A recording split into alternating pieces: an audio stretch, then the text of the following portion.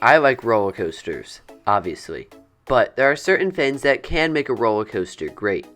Little things that can make your ride experience and overall experience so much better. Using the acronym COASTER, let's discuss some of the things that can make roller coasters great.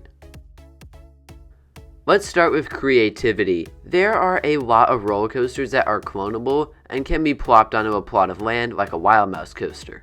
These coasters aren't particularly creative, but you can still do things to make them more creative, like Goofy's Sky School. The whole theme to Goofy teaching you how to fly is very creative. And when discussing Wild Mouse coasters, that creativity makes Goofy Sky School stand out. You could also say creativity can go for many other factors as well, like creating a new coaster model or just having a really interesting layout. Ultimately, most coasters have some amount of creativity, but some have a lot more than others. What about originality? This is similar to creativity, but there is a distinction. For example, I would say Expedition Everest at Disney's Animal Kingdom is very creative, but not exactly original. And while I do think that creating a new coaster model is creative, funny.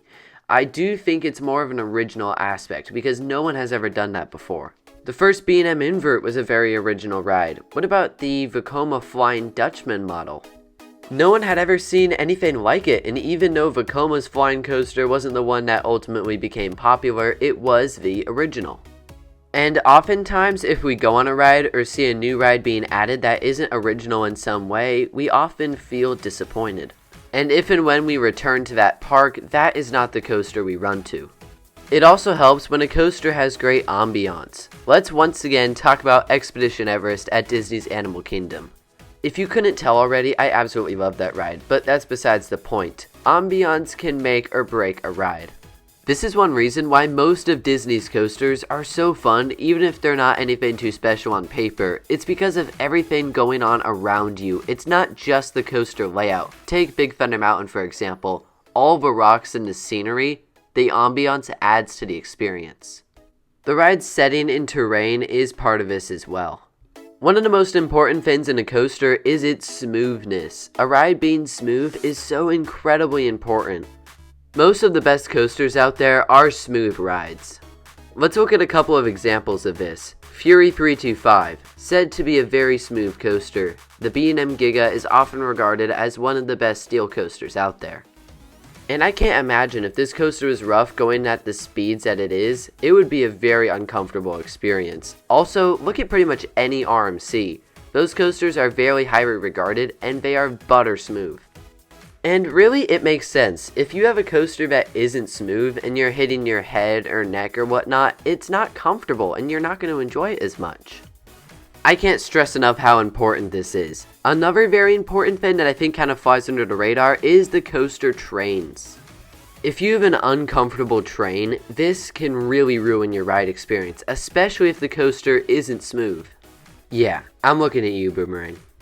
I'm looking at you as you take your passengers on a never-ending loop of death. Okay, where were we? Getting back to steam-powered locomotives, I wanted to highlight the GCI Millennium Flyers. These trains are just fantastic, and because some of the rides built by GCI are pretty rough, the trains absorb a lot of the blows, and it makes it as comfortable as possible. I'm sure Ghost Rider would be a great ride without the Millennium Flyer trains, but with the Millennium Flyer trains, it just goes to a whole new level. And of course, you want to be comfortable while you're riding the coaster as well, so trains are definitely an important thing. An important thing that doesn't have anything to do with the trains really is ejector airtime. Floater airtime is great too, but coaster doesn't have an F in it, it has an E. So there we go. Anyways, ejector airtime is fantastic, and RMC does this very, very well. It's such a fun feeling to get shot out of your seat. Sometimes, ejector airtime feels downright dangerous, but it's still quite fun.